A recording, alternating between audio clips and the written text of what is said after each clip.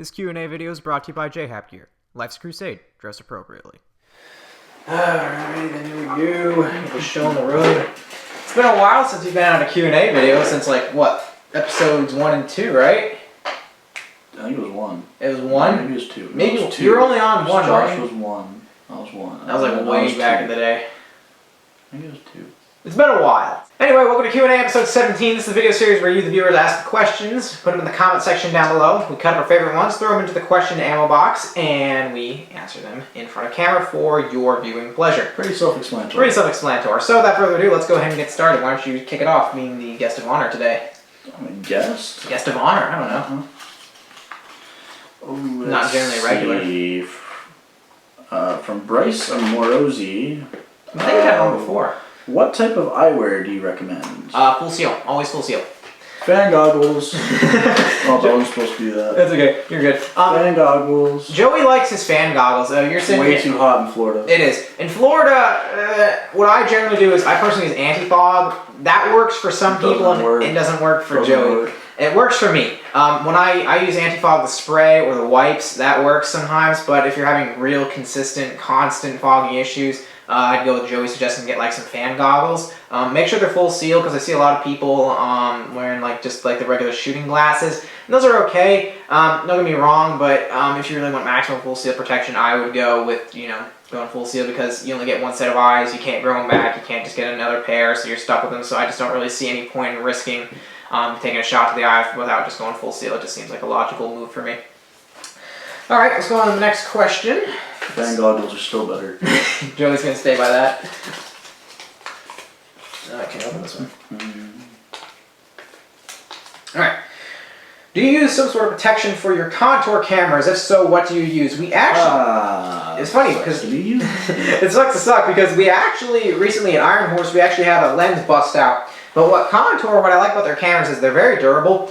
And on the front of the camera, they have a lens protector. I think actually most cameras are like on GoPros. They have like a lens in front of the actual lens. Okay. GoPro has a case. It's not really. You don't have a protective lens. You have a case. Yeah. Or you can add a protective lens. Is that how it works? I'm not really too interested in how it works. You like put it in a little plastic case, or they have like something that just protects the lens, but it doesn't protect the rest of the camera. Yeah. So I understand. Contour's easier. Contours. What I like about contours is they're very rugged cameras, and they have slide to turn them on instead of turn them on. Slide turn them off. Very easy to do. But what they have about protection-wise is when they get shot in the lens, sometimes they break, sometimes they don't. When they crack, you'll actually just undo one screw. You take off the ring, put in a replacement lens on, which costs like $2 to $3. You buy from their website, and you're good to go. Save your $200 camera. And you save your $200 camera because it's not the actual lens that breaks, the part that does that has all the focal parts and everything that they're required for filming. What is it called? Lexan? I really don't know. I can tell you, I'm not a camera expert, man. I'm not a camera expert. But basically, it's all boiled down to it. It's just a built-in lens protector. And if that shatters or breaks, you just buy a new one, throw a new one on there, and you're good to go. It's pretty simple. I actually carry a case with them on me when we go to these games. Unfortunately, I was stupid though. I didn't bring a screwdriver to replace the lens with, and I couldn't do it, but they still work. And the other thing too is if they actually get broken, they actually can still... The video quality is actually still pretty clear with the cracking. It kind of somehow focuses out of the breaking screen. I don't know if that's something to do with like a built-in thing that has in the camera that gets around that problem, or it's just by the way it's designed. It doesn't really affect the quality all too much, which is fantastic. But yeah. Anyway, I think we move on to the next question. It's a very good design.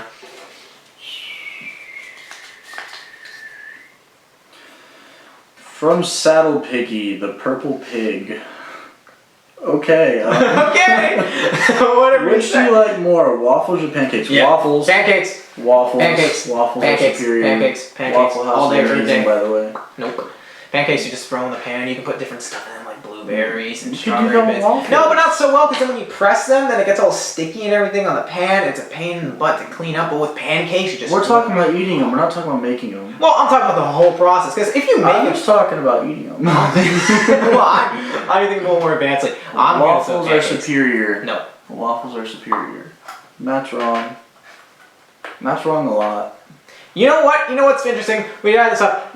What's better, IHOP or Waffle House? Anyone in their right mind will say IHOP. Waffle House. IHOP. Waffle House. Waffle House is a built-in petri dish for bacteria and disease. I didn't say it wasn't. If you go into Waffle House, don't expect to come out alive. I'm not disagreeing. I'm just saying Waffle House. Oh my god, you get like Ebola from Waffle House. So we take the IHOP, the International House of Pancakes, fantastic restaurant, clean inside, make fantastic food, or we go to Waffle House where they have some hobo working back there making your lunch, that hobo's meals, a nice guy. and he's like, he's using his raw hands that he just used to clean the toilet to make your pancakes or your waffles. He's usually a nice guy though. At a Waffle House. IHOP pancakes, Waffle House hobo. Which do you guys choose? That hobo is a lot nicer than the IHOP waitress, I guarantee you that. I guarantee it. Pancakes. Waffles. Alright, Big C. We've had him on before too. Wow, we've had 2 people on here before. Okay. Hi guys, what do you recommend for a first airsoft pistol? P.S. I'm from South Africa. Wow, huge fan. Thanks for watching. I really don't know the rules and regulations for airsoft in South Africa, but if you're perfectly legal down there, things different. It makes things different. Here in the United States, we do not have very many regulations on an airsoft gun unless you live in California and New York. Unfortunately, you're now required according to SB 199. There's still minimal compared to other countries. I think in England, don't quote me on this, I really don't know. FPS limits and you have FPS limits, stupid high. Joule limits, and I think you have to have someone from European countries. Let us know what your laws are in the description. I really want to know. Inform some other guys. I'm really not too familiar with them myself. I know in England you have been talking to some guys. They say you might have to have a license. I know in Australia you have I don't even think you're allowed to in Australia. I don't know. If you have some European viewers watching this video, let us know. I'm curious to find out. But if you're from South Africa, I'm not too certain what your regulations are down there. But if you have access to CO2 pistols, I would go with those. So much easier. So much easier to work with. Green gas pistols, in my opinion, they're great for CQB. Okay, they work well indoors because, well, here's the thing: green gas is affected by colder temperatures and elements. Okay, they don't really perform too well, in my experience, with sand, like just elements, rust, stuff like that. They don't really work. They're very finely tuned instruments. They're developed for training purposes, indoor play, and the like. Okay. And there's a lot more variety to green gas. But there's a lot more variety to green gas because the system it uses, you don't have to it doesn't have to encase an entire cartridge of CO2, so you can get more diverse group of pistols with green gas. But with CO2, if you're playing outdoors, CO2 has an advantage over green gas because CO2 performs better in colder climates. In my experience, it generally shoots a little harder. And they shoot a little harder sometimes, so if you're looking for a little increase in FPS, generally, I'm not talking all the time, I'm talking generally. And if you have, you get some sand in it, my experience does not care. Specifically, I use personally the Elite Force M1911. My friend Daniel, Daniel uses those as well.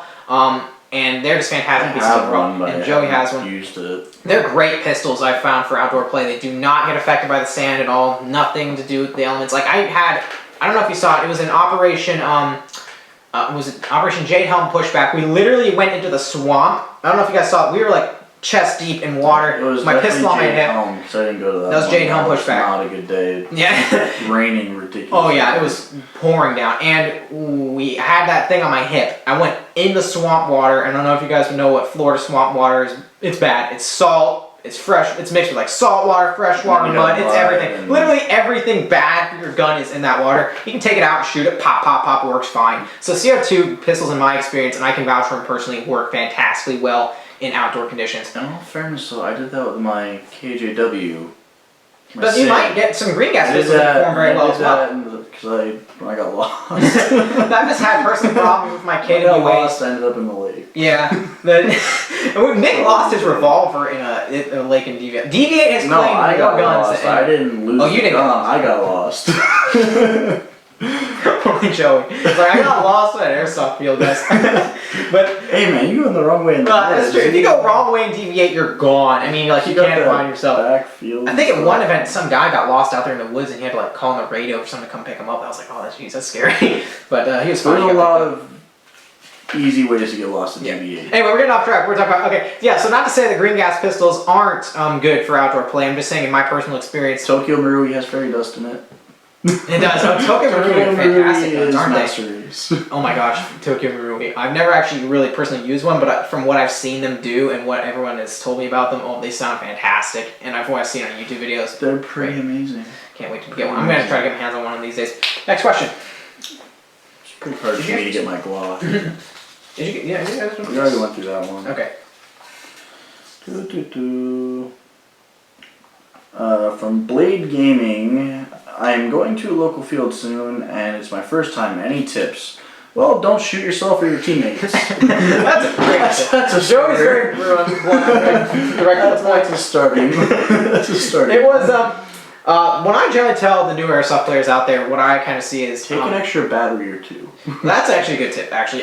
So yeah. I think what Joyce was saying, usually get trigger happy and run through batteries. That happens. So I say a good tip would be come prepared. Okay, bring water, food, because a lot of what people field for it depends, yeah.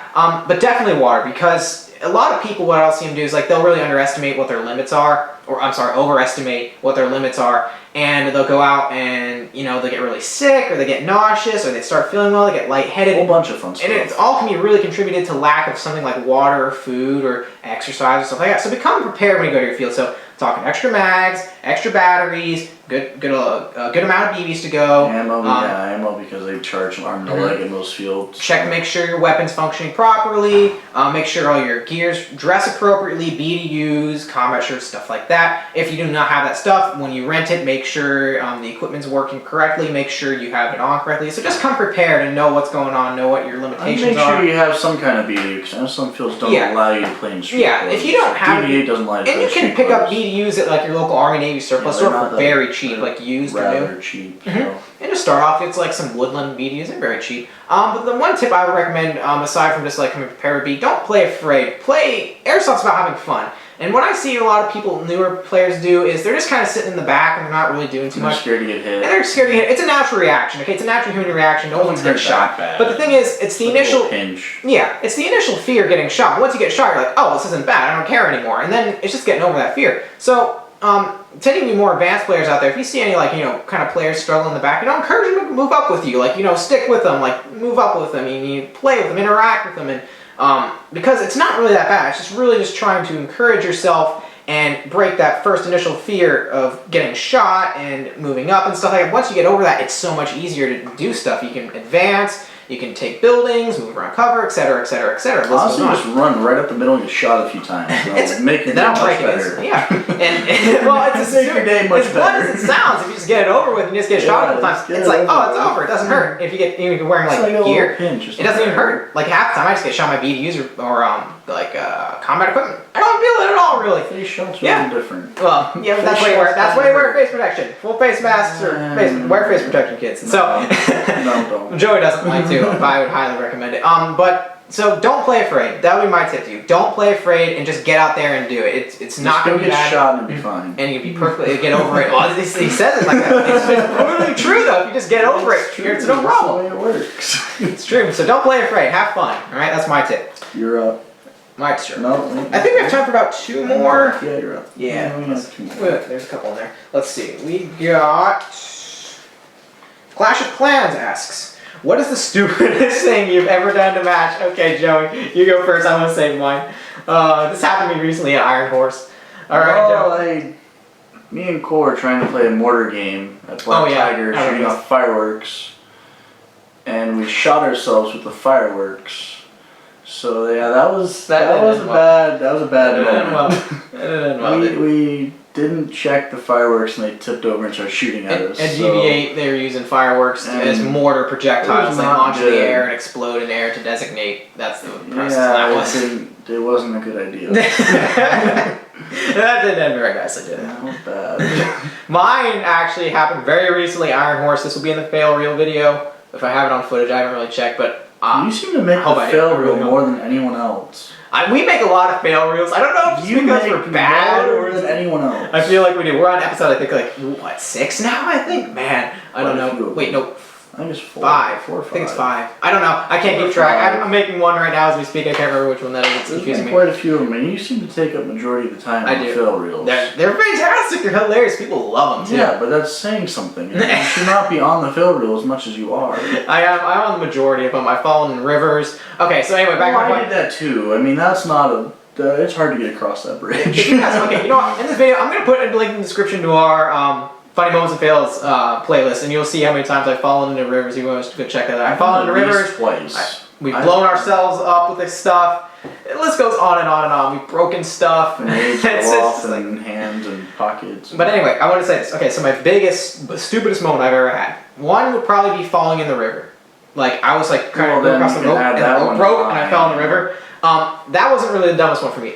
Dumbest one for me. I think everyone's done that at least once. I mean, that's a terrible. It's literally a log bridge with like a piece of yarn. It was. They say it's a rope. That's all it was. It's like a little piece of string. They say it's a rope, but it's like a little string, and you're supposed to use it to hold yourself up in it. It didn't work so well. It didn't work. But anyway, so we were at Operation Iron Horse, okay, and this guy threw one of those flashbangs where you have to light them, and they have a fuse on them, and he threw it over a wall. It missed, and it like bounced back and hit the floor. And in this room, we had a whole bunch of props, like mattresses, couches, chairs, and stuff like that, stuff with fabric on it, okay? You know where this is going. So I'm dead on the floor. I was shot. I'm sitting on the floor. The grenade lands right behind me. I'm like, oh, God. I cover my ears. It goes off. I'm like, oh, it's not bad. And then I'm like, I turn around, I'm like, oh, the couch is on fire. The couch is on fire. I'm like, okay, no big deal. It's okay. So I get up. I immediately jump up. And then I try to kick the fire out. It's not really going out. I'm like, okay. So then I was like, okay, I have to smash it. I'll just like whack, because I couldn't really, I had to get rid of like the material that was burning. So I'm wearing gloves. I'm like, oh, it's no big deal. I'll just whack the fire out and like get rid of it. I'm wearing gloves, no big deal, right? So I go to do it. I whack it out, and then I'm like, oh, this isn't bad. All of a sudden I notice, ow, my hand, ow, ow, ow. And I remembered I cut the first three fingers. You're the smart one. I am the smart one. No, you're not. People cut out. I cut off the 3 fingertips on my glove, and when I wiped it. The fire, my glove, it burnt the tip of my finger, and I actually still have a mark from that. The sad part is you're surprised.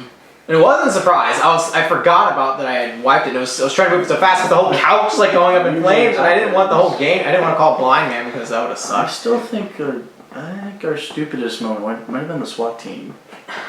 That's for another day. That's a story for another day. SWAT team might have been the worst one. SWAT team might have been the worst one. Alright, I think we got time for one more question, Lex. This one pretty quick. Oh, it's your turn. Thank you for getting. Nightcrawler GA. Is that Georgia, or does that mean GA? Yeah, I think so. Okay, we're going with which laser sight color is more effective, red or green? Green. And there's actually a little science behind that too. Green laser, and this will prove that I'm the smarter one.